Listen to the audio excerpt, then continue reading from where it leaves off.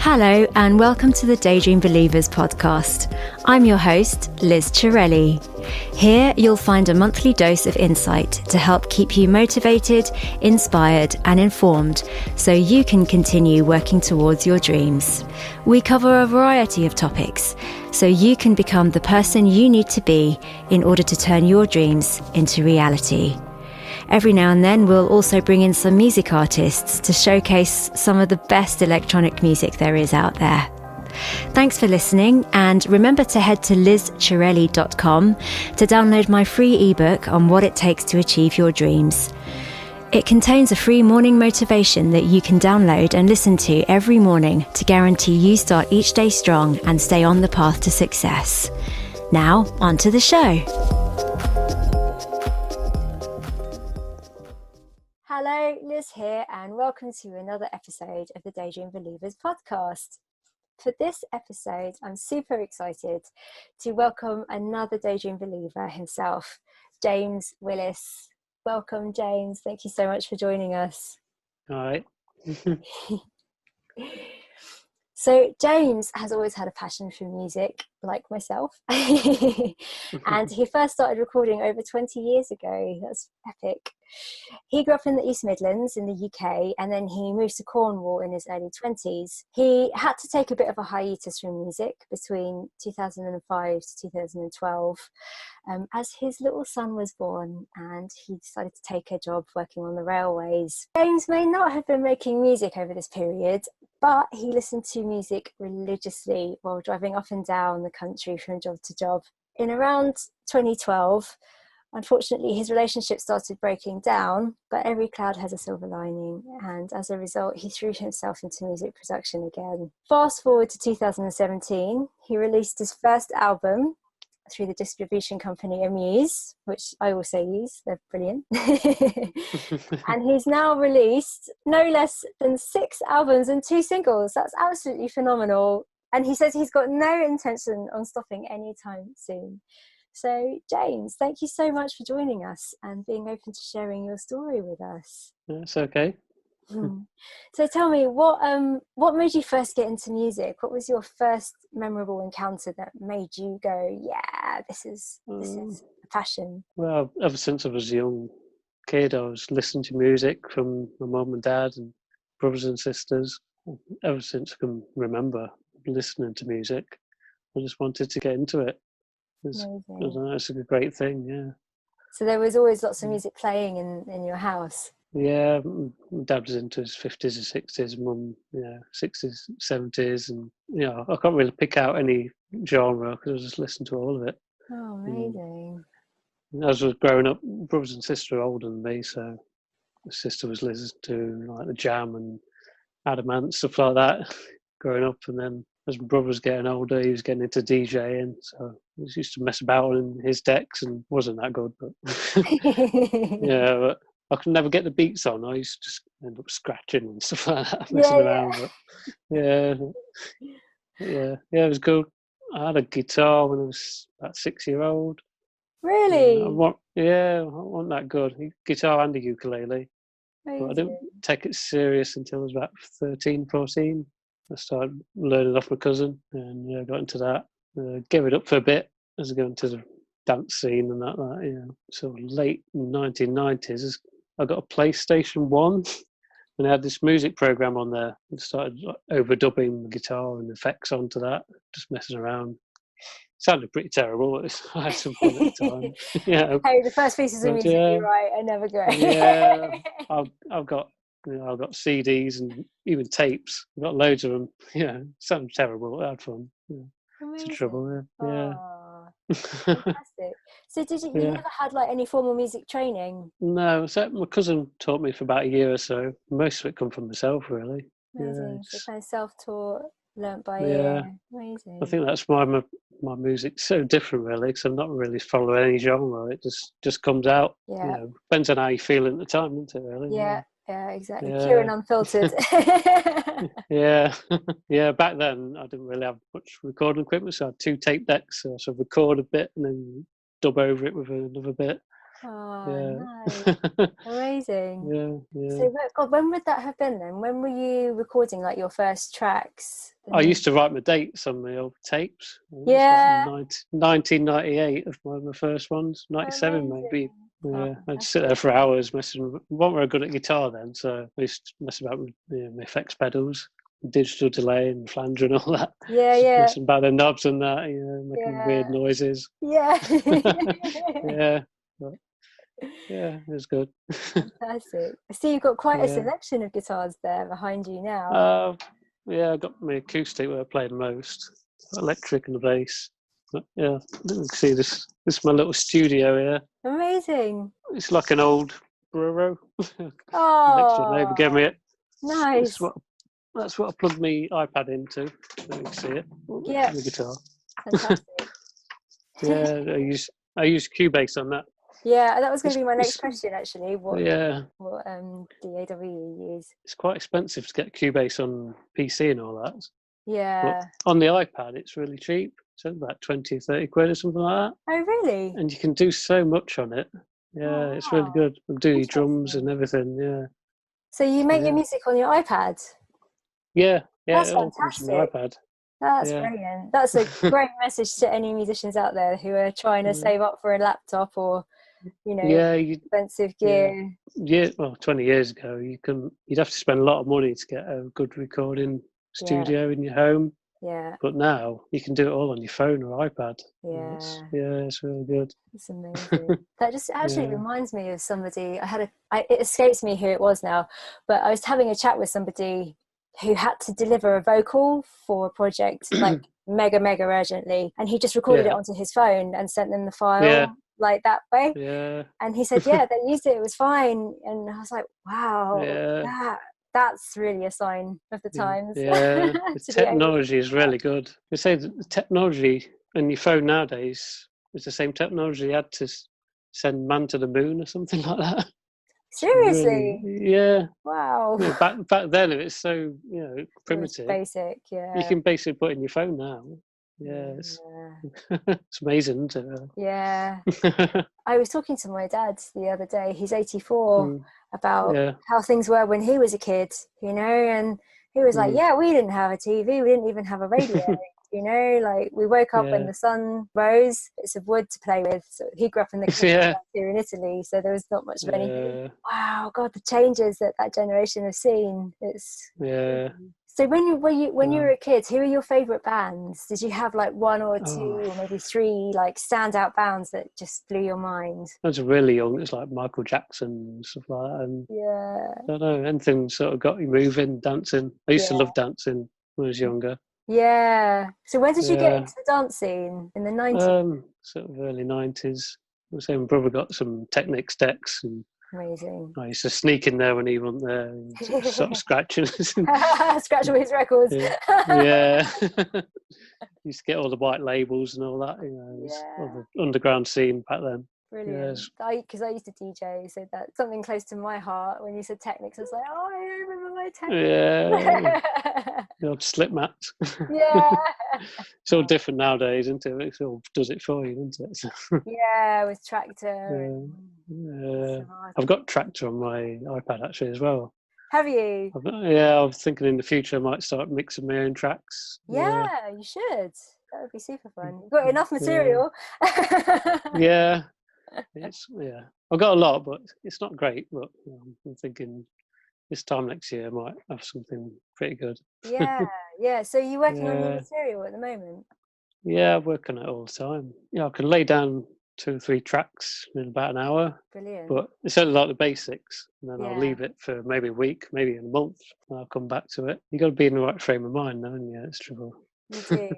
You do. Yeah. Yeah, if you work on a track too long, you kind of moved on.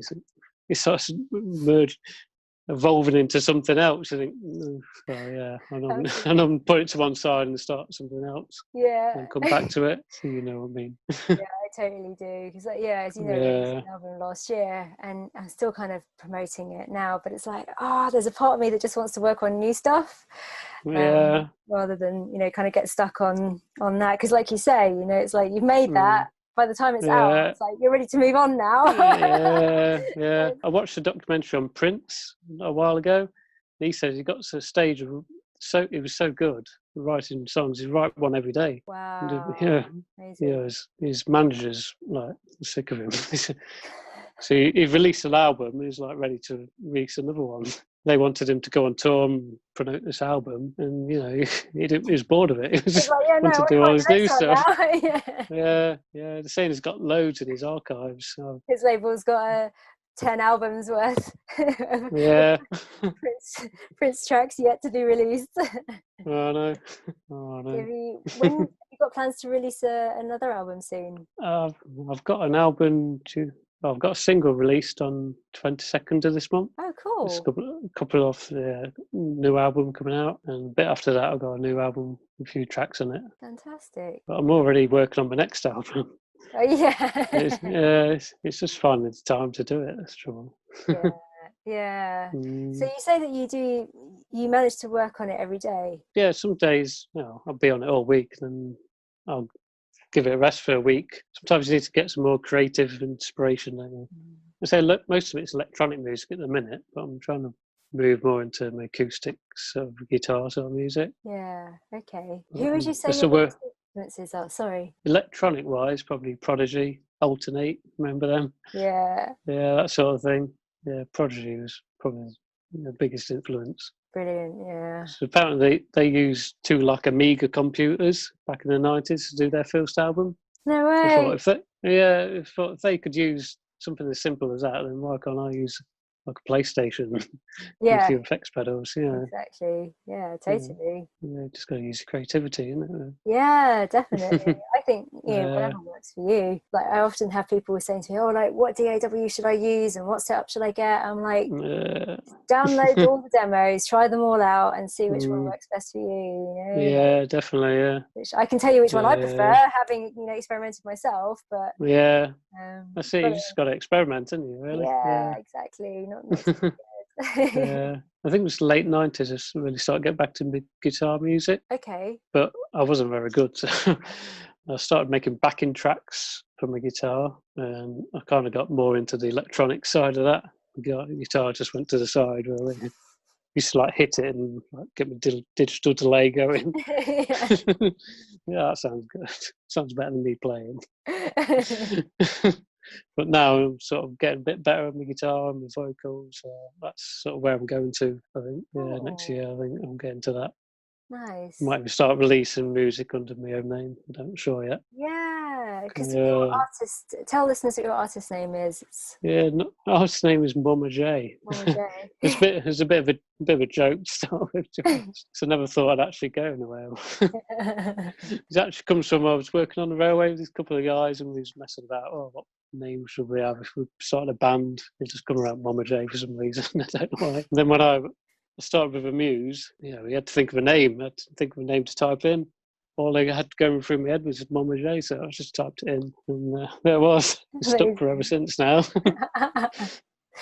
I like it. Can't really make up to it. Yeah. So, on the acoustic side of things, who would you say your biggest influences were?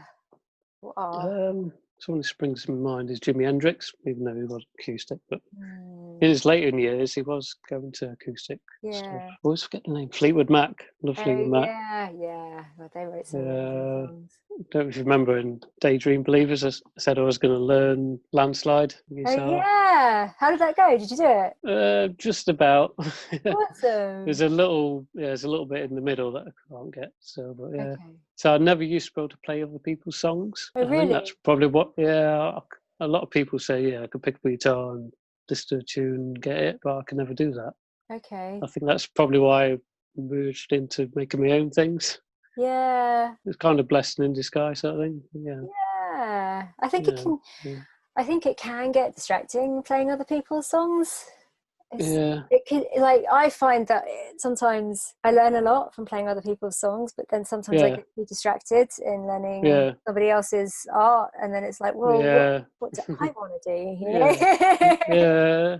You can never do it the same as them, can you? No, exactly, because it's their art, So. Yeah. Even my own songs, I play it. A few days later, I won't play it the same. It'll be different. Yeah, exactly. Depends on what mood you're in. Yeah, It's to put your emotion into it. And yeah. it's strange. I've never really played with anybody else musically. No? Would you like So to? no, yeah, I would do one day. Yeah. Yeah. The people who used to hang around with used to like music, but there wasn't musicians. So Yeah. all the music I've made, it's been on my own. It's my own thing. Where do you live? Newquay, Cornwall, Oh, UK. my sister used to live there. Yeah, it's a lovely Yeah. place. It's, yeah. You're in Italy, aren't you? I live in Italy now, Is yeah. it? Yeah. But I can imagine there's quite a few musicians down in Newquay. There's a few people come out of Newquay actually. James Morrison, somebody, or Yeah, somebody yeah, else. I exactly. remember there's a few. Yeah. I was trying to start busking in Newquay and Truro, I think, this year. Oh, yeah, do that. Try. Be really nice. And see if you can find some like musicians to collaborate with. I Yeah, always, definitely. it kind of sounds obvious, but when there's more than just you in the studio, just like Yeah.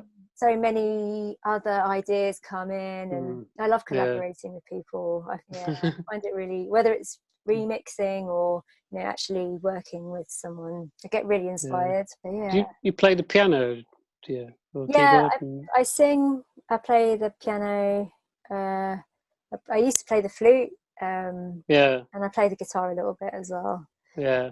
I just play the guitar for fun, really. I Yeah. wouldn't say that I'm learning like songs, like other people's songs, that I can sing them, but definitely stronger on the piano. I pick up my guitar near enough every day. Do you? Yeah, if it was just for a couple of minutes. Yeah, exactly. I'm trying to get into the habit of doing that because sometimes I'll play it and get really into playing it every day, and then I'll put it down and I won't touch it for a couple of weeks, and then that's no good. Just try and just take care every day. Actually, a good way is a lot of people might disagree, but I actually play it while watching TV to distract myself. Yeah. So I think the best way to learn anything is just to teach your subconscious mind.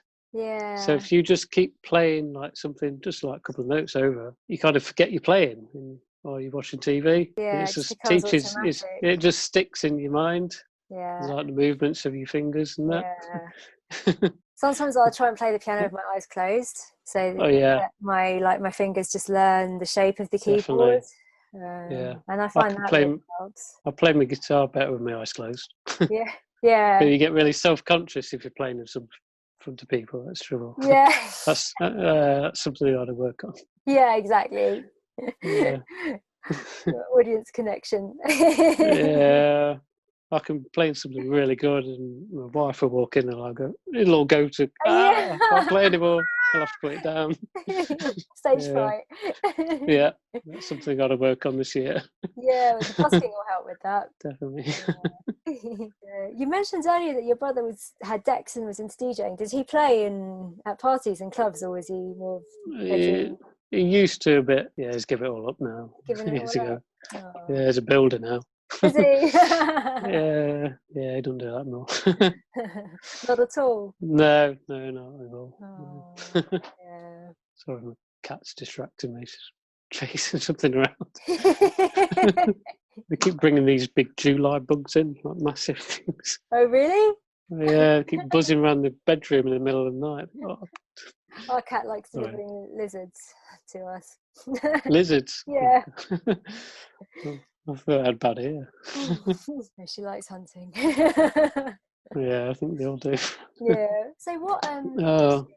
Let's move on to, because Matt has some super interesting questions, and I don't want to ask my questions and override his. So, let's start with his questions. He said, with such a high output rate, what criteria do you set yourself for an album release? Is it the next best set of songs, or do you work to a theme or concept? I don't think I really work to any sort of thing. It just comes out. Finally comes, yeah. I'll record a few songs, like the basics of the songs, and then I won't touch it for a while, and I'll move on to something else. Yeah, just keep recording something. Once I get distracted from that one and move into a different kind of style, I'll just start a brand new song. Yeah. And then does that then go get earmarked for a different album? Do you try to keep all of your albums uniform in kind of style and sound, or? I'm trying to now. Albums in the past have been a bit mixed up. Okay. I had an album that says 1+6. Called it 1+6, so it had 16 tracks on it. It's not very imaginative. But every 3 tracks is mostly electronic music. Every 3 tracks put like just acoustic track in there just to break it up a bit. Yeah. Just a bit random. Yeah. Last album, Right Out Christmas, that was pretty much more electronic stuff. Yeah, we're trying to break it off now. Actually, keep the electronic stuff and the acoustic stuff separate. Yeah. So you mentioned you're going to start maybe releasing your acoustic stuff under your own name. Yeah, I might do. I'm not quite decided yet. Yeah. Okay. Yeah. So that's interesting. So you kind of just let the creativity flow and see where it takes you. Yeah. The creativeness just comes from inside, doesn't it? It's the emotions. Yeah. It depends how you're feeling at the time. Yeah. I've found I can record loads of stuff and it all sounds like crap. Just because you're so frustrated. You want to make something. The more frustrated you get, the worse it sounds. Yeah. It's normally the time. Yeah, it's normally the times when you don't think about it. You just think, "Oh, I'll pick my iPad up, see what happens," and that's when the best stuff comes along. Yeah, that's when the magic. When you're not really thinking about it. Yeah. Have you ever had to deliver music under like extreme pressure, like to really tight deadlines? No, not at all. Really. No. Not got that big yet. I've got no record company or anything like that. But yeah. Actually, I've got a record company. I set up my own record company. Oh, did you? Through back then it was called Mondo Tunes. Now it's called Octave. Okay. It's a bit like TuneCore and stuff like that. Yeah. That's who I release my music under now. But you can pay and set up your own record company. In the future, maybe I'll sign other bands to my label and stuff like that. Yeah, that would be a good idea. It gives all control to yourself. Yeah. Absolutely. I think I'll be a record company's worst nightmare. I think I can't write songs a certain way. It just comes out as it does. Yeah. I was watching another documentary about Jimi Hendrix. He had a lot of trouble with his record company. Did he? So he wanted obviously managers and record company. He wanted to keep the same style that sells and all that. But because he's a creative person, he just wants to move on. Same like Prince I was talking about earlier. It's always the battle between the creative person and the management. Yeah, I watched a documentary about Michael Jackson a while ago. It was quite a while ago actually, and it went into the fact how his own record label basically destroyed his career, when he decided that he wanted to leave Sony. I think he was signed to, wasn't he? And apparently they sabotaged his album. I can't remember which album it was now, but I remember everyone was like, oh, it's done really badly, and it was because Sony purposely made that happen. I didn't promote it. I often kind of think, is it blessing or a curse, to be signed to a major label? Like how much of your creativity then is not allowed to be expressed, you've then got to make a paycheck, or you've got to turn over a certain profit for somebody else. It's interesting when you start digging a little bit deeper into these obviously insanely creative people and the struggles that they face. It starts to look a bit different than the glamorous kind of rock and roll lifestyle. Definitely. I watched a lot of documentaries of different people. Elvis, and he had another interesting story. Really interesting. But a lot of these, they struggle with the creativeness and the management side, and what sells, and the old phrase "selling out," isn't it? Just to make some money. Can you see yourself ever selling out one day? No, I'm trying not to. You're going to remain, keep your artistic integrity. Yeah, I'm trying. It's hard though. I can see, some company turns up with a big check, waves it in front of you. Think, I can see it'd be hard, but that's the reason why I moved away from my Muse company, because they said, you got all the profits until they signed to you, and then they took 50%. But if they signed you, they took 50% of the profits. Okay, yeah. But then I thought, no, I never want to sign to a contract. Okay. So that's why I moved from them to set up my own company. Oh, I see. Okay. Yeah. I thought, I can't keep releasing music through them, knowing that I'm never going to want to sign to them. Yeah. That's why I moved from someone else. Yeah. Well, that's very honest. It was a very honest move. Yeah, it eats away at me inside. Yeah, exactly. keep releasing this music, and then they say, "Oh, you're pretty good. I want to sign." No, I don't want to sign. I just want to keep releasing music for free. Yeah. Oh, well done for being true to yourself and moving away. Yeah. Yeah, Matt had another interesting question, which we've kind of touched on a little bit already, but I guess we can discuss it a bit more in depth. He asks, are your albums solo efforts, or do you find collaborators or contributing artists? If you do find contributing artists, how do you find them? They're all solo at the minute. Yeah. I am looking. I do know a drummer, actually. I haven't seen him for a while. I'd like to do some collaborating with him and just see what happens. Yeah. Yeah. That would be interesting. Yeah, some interesting rhythms and beats, and then glitch it up. Yeah. Do you have a date in mind when you're going to start working together? No, not really. Something for the future? Yeah, I think so, Yeah. Cool. We'll go to another question. He submitted 6. Thank you, Matt. Yeah, I did read them, but I've forgotten now. Yeah, Sorry. that's okay. So his next question was, what are your preferred distribution channels? Have you encountered any pros or cons with those you have tried? So obviously had that chatted about Amuse. Apart from the fact that they do act as a record label, and they kind of use their distribution channel as a bit of an A&R, I guess, don't they? But apart from that, did you have any other issues with Amuse? No, there's really good. Yeah, I had an app on my phone. I could check, who's listening, all that. Yeah, they're really good. But I just felt bad for releasing my stuff through them, knowing I was never going to sign. So. But I went to Mondo Tunes, but they've changed the name to Octave now. Yeah, they're really good. You can pay extra money and they'll promote your music. Okay. I'll also use Song Trade. Okay, You can upload your music to them, they'll put it out to TV and film and stuff like that. Yeah, okay. Yeah, I didn't look on that yet. Okay. But I've heard, what's the other one? There's TuneCore. Yeah. If you sign to them, they'll do both. You can take them out, they'll sell it out to Spotify and all that sort of thing, and TV and film.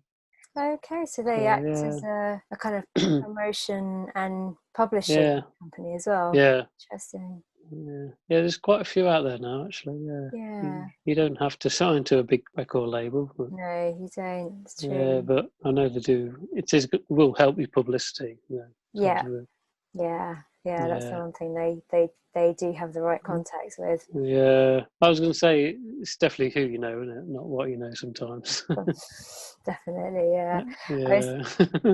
I was thinking about that this morning, and I really do believe in the DIY method, and I think it's great that musicians can have autonomy, like creative autonomy and just autonomy over their own music. But I do sometimes think that is a double-edged sword sometimes, because musicians haven't spent their lives building up PR contacts like a PR company has, and we haven't necessarily spent our lives becoming marketing geniuses like the marketing department of a record company has. And so I am realizing that there are pros and cons to both avenues, and that being a 100% independent artist is hard work, and like it is. You do need to. What I'm learning now is that like I do need a PR agent to help with that side of things, because I don't have the right contacts. I think part of being an independent musician actually is about accepting and knowing what your skills are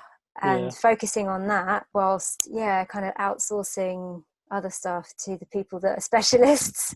I definitely agree there. It's a big minefield out there. It is, and like finding the right PR company as well is, there's a lot to choose from out there. Something I'm going to work on in the future, I think. Past few years, I'm concentrate on the music, getting that right. Yeah. A few years after that, try and start promoting it. Yeah. In one way or the other. Yeah. I think everything happens when the time's right, I think that's another part of being an independent musician, is like knowing when the time's right to start seeking a manager or a PR agent, stuff like that. Yeah, Yeah. it's kind of that age-old saying, you like, don't put the cart before the horse. Yeah. Yeah, definitely sounds like you're probably close. It's close the time for you to have a PR agent with Yeah. 6 albums or 7. Yeah, Matt also asks, how are you promoting your work, and what have been the most effective approaches? Really good question. Don't know really. The only promotion I've got really is the Facebook and Instagram, stuff like that at the minute. So that's what you're using, like social media mostly. Yeah, the record company Octave, you can pay them a one-off fee, and they'll put like an advert or what, I'm not sure what you call it, out in like a music magazine sort of thing. Okay. Yeah, like an online music magazine. Okay. Yeah. Do they do that for every release? No, you have to pay extra for it. But Okay. so that's something I'm working on at the minute, really, promotion and all that. Promotion. Yeah. Yeah, I'm still working on getting a quality product. It's okay, my music.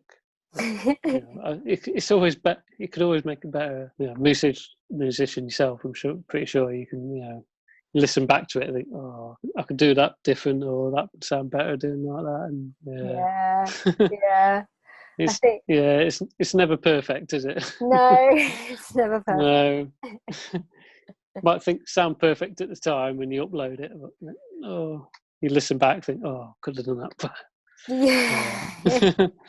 Yeah, I think it's a case of learning when to draw a line under something, because so many musicians or creatives in general, they just won't put what they're working on down.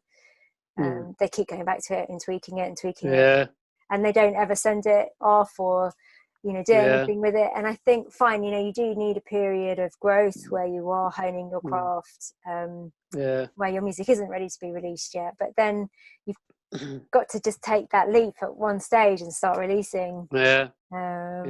And then it's interesting, I find, to kind of look back over your releases and listen to where you were, like 10 years ago or whatever, when you first started, and then listen to where you are today, and it's like, well, God, where am I going to be 10 years from now? Like, what are we making?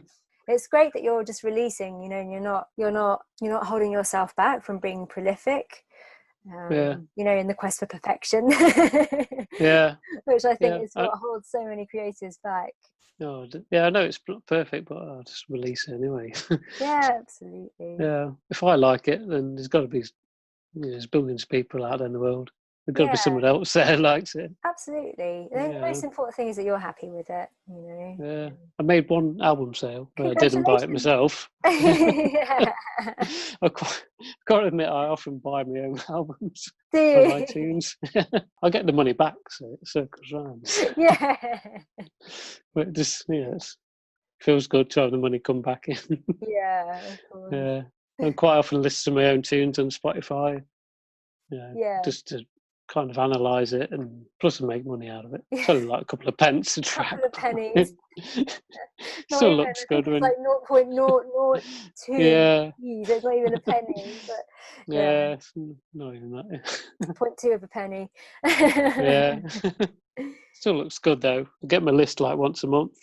It tells like where it's been listened to and all over the world.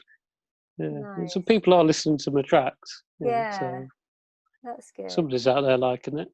Yeah, and that's the beautiful thing about the digital music era, is that people, anyone, it's there for anyone to listen to and discover. Whereas when it was only CD or cassettes, obviously your outlets were so much more limited. I do like how technology allows creators of any type of art to reach a global audience potentially. It's a really beautiful thing. Everyone was a bit scared when it first came out, when they all did sharing online and stuff. I think it's evolved now. It has. Everyone was a bit apprehensive at first. I watched that. Was it documentary on Netflix about Dr. Dre and the Defiant Ones? Defiant Ones, that's it. Yeah, that's brilliant. Yeah, I got to watch that. Yeah, so you were watching the Defiant Ones. Yeah, he was talking about when all the sharing online stuff came in. It thought it was like the death of music and all that. Right. But I think now it's kind of, it's come full circle. Yeah. It's giving the music back to the artists. Yeah. It's cutting the record labels out. It's good, but it's not. Yeah. Like I was saying earlier, it's quality control and all that. Yeah. I'll probably do put out singles out there, albums out there. That's probably not really up to scratch, but it's from the heart. It's Yeah, exactly. You're it's expressing it's yourself. not perfect, but yeah. But like you said, like there's 7 billion people in this world. Yeah. And I think it depends what you want out of your career. Like Yeah. if you want to be the next major signing to a record label, then obviously your work has to be according to their standards. It has to be of a certain quality. Yeah. If you just want to release music to give yourself some creative satisfaction and to express yourself, then it doesn't have to be perfect. It doesn't have to be this massively polished production. And I think that is what is beautiful about what happened in the digital music revolution. Yeah, definitely.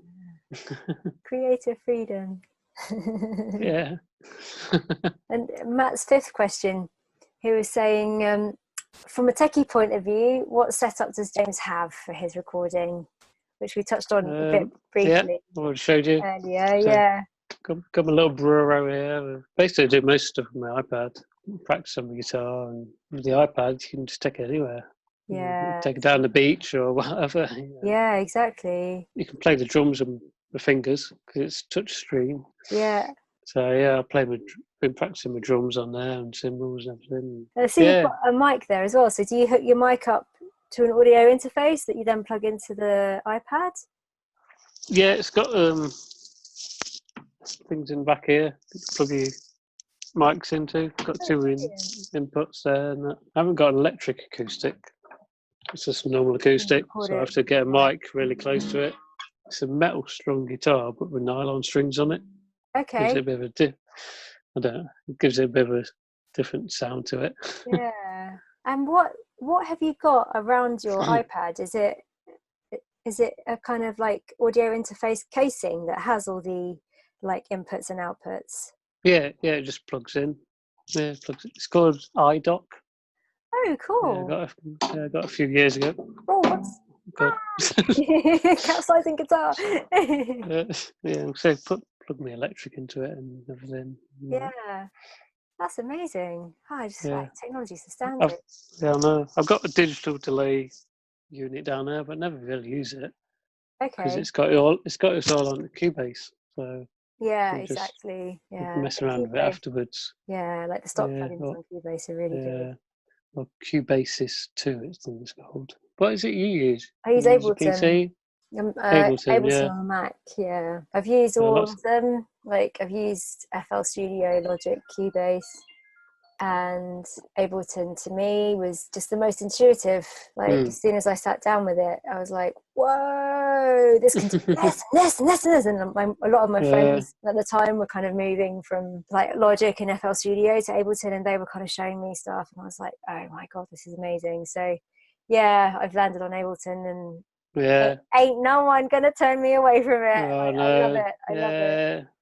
Yeah, it's whatever you get used to, isn't it? I suppose. Yeah. They've actually just released, like super techie chat to people that aren't really into the techie stuff, but they recently released an update, and because they released Ableton 10, was it this year or last year? Maybe it was last year. And then they released an update for it a few weeks ago, and it's just amazing. Stuff that they've added to it. It's like, whoa! I thought it was amazing before, and now it's quite even better. Cubase is the same. They keep releasing these new apps and add-ons you can do to it. Cool. So really amazing, Yeah, that's cool. That's cool. Yeah. It seems like, I guess, as technology advances and you can do more with less, obviously that's reflected in like what our DAWs can do. It's like now I have a VST that's called East West Symphonic Orchestra, and I basically got an orchestra inside my computer. The sounds that you can get out of it, it's like, whoa, sounds like a real orchestra. So it's brilliant. Anyway, this is supposed to be about you, not me. So I'm interested to how you as well. How you go? Yeah. When I first started back into the music, so I bought the iPad, I was actually living in a tent near Bournemouth. No way. St Leonard's campsite. Oh. I was working on the railway around there. I could actually plug my electric guitar, into my iPad in this tent, and that's where I record my sort of first comeback album, if you call it. Yeah. No way. What did you call it? Yeah. Inside the tent. Yeah, that'd be a good idea, actually. But yeah, it was amazing. I could sit out in the field, record this album. Oh, that's what you want. Because all the power is in the iPad. It doesn't have to have no electric. I want to get an iPad now. Yeah, I was going to ask you, like, there's another part of Matt's question. Aside from your guitars, do you have any instruments that you particularly like using in Cubase? Like, are there any VSTs that you... For listeners that don't know what a VST is, it's like a virtual synthesizer that comes inside your music production program. Do you have any favourites? Yeah, I do have a keyboard. I can play it about now and again. But you do have the touch drum pads as well, so it's quite good just to mess about on that. I've actually got, I was going to get out, but I'd probably knock everything over. I got that. I use sometimes. Oh, cool! Like a MIDI controller. Yeah, it plugs into the iPad. You make some nice sounds out of that. And in terms of like synthesizer sounds, do you have any favourites that are inside Cubase? Don't have any favourites now. I use them all. Just keep experimenting. Yeah. There's always bringing new stuff out as well. It's a minefield. It is. You go in there, I know. Yeah, you just I often just lose yourself in it. Message me and they're like, "Oh, Liz, have you got this new thing?" And I'm like, no, I've shut the doors. Like, don't tell me about new things that are coming out. I like the things that I've got. I'm gonna keep sick with those. I can't make my mind up. It's stop playing different things. So many different ways. Do you find that you're drawn to a certain type of sound? Like for me, I love mallets, like xylophones and things like that. I just love them. I always like default to those. My bass, like my fun foundation sound. Do you find yourself drawn to any particular type? I'm not sure. It depends what I'm doing. If trying to play some acoustic guitar or something, I'll just have a basic like cymbal or stick thing, like tapping in the background. Yeah. And then you bring a big bass drum in there now and again. I don't know. Yeah, I'll just experiment, whatever you feel like at the time. Yeah, nice. Open to everything. I'll put it to rest for a couple of weeks, come back to it, and I'll stop messing around with the panning and stereo and delays and I'll just experiment a lot, really, to be honest. Brilliant. I'm still at that stage, really. Yeah, that's good. It's the best way to learn. I can record like 10 tracks, but there'll be like one that sounds good. Do you record, do you sometimes record maybe yourself playing a synth line or like on the guitar or singing, and then do you like chop bits up and like sample them and like sometimes. There was a new thing I learned like last year actually, that I could actually make samples on the Cubase. Never realised before. Awesome. You could bring it into this app and you could chop it up and reverse it or whatever. And, and then you could dedicate it to a certain key. Things get really fun when you start learning that stuff. Music's just, it's one of those things. The more you get into it, the more there is to know about it. Absolutely. Definitely. You're never going to know it all. No, especially not these days. That's what keeps you interested, I think. Definitely. Any more questions from Matt? A few actually. There's the last part of this question. He asked us, do you mix and master all of your own work yourself? I do everything myself. From start to finish. What's your mastering process? What does that look like? I just do it all on the iPad. Everything. Really? And do you master in Cubase, or do you kind of use a third-party app to do that? It's all in Cubase. And do you use mostly the Cubase stock plugins to master? I do it all in that. Wow. If I had the money, I'd get myself a big studio, but I'm not a big famous yet. So. I'd love to have my own studio one day. Well, you do.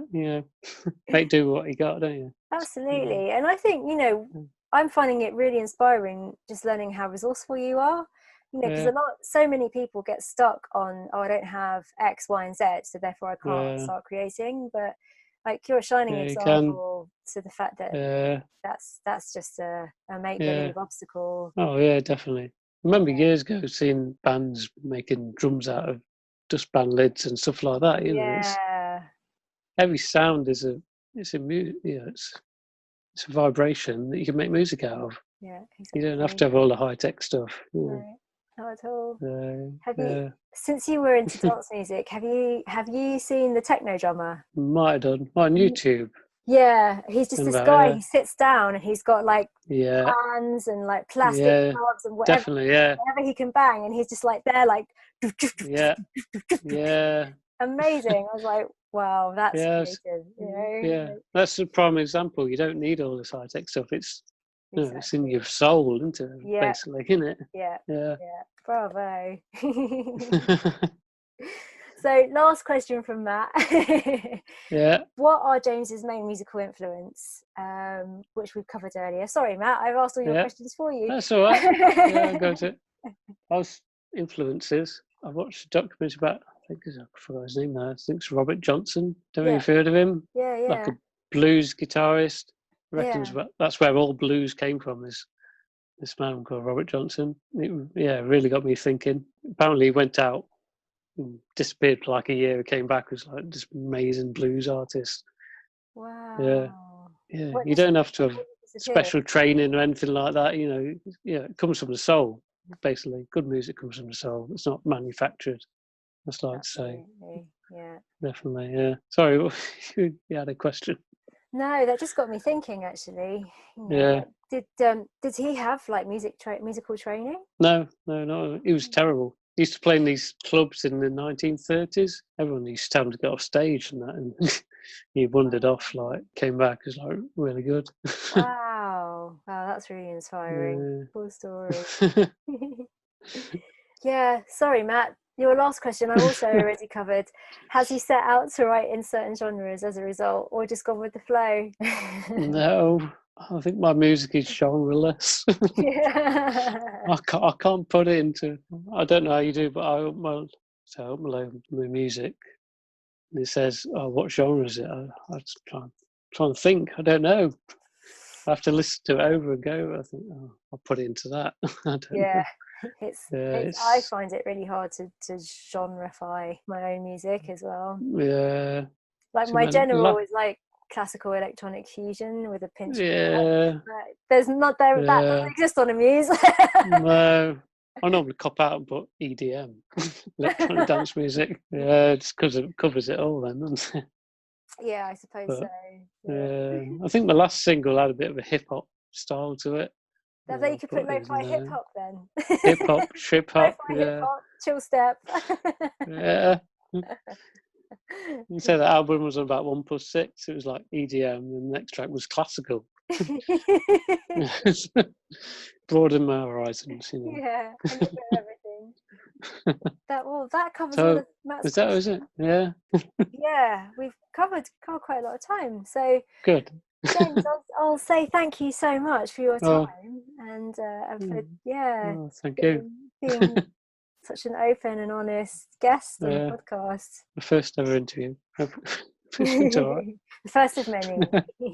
Yeah, hopefully. Before we say goodbye, could you just tell listeners where to find you? Do you have a website they could go to? Or you find me on Facebook though. It's under Momajay at the minute. Momajay, brilliant. I'll add a link so people can click. And your Instagram, Spotify, obviously. Yeah, Spotify, iTunes. Brilliant. Great. Thank you very much, Liz. Again, James. And chat soon. Thanks so much for listening. It's my pleasure to bring you guests who are experts in their field to help you pursue your passions and achieve your dreams.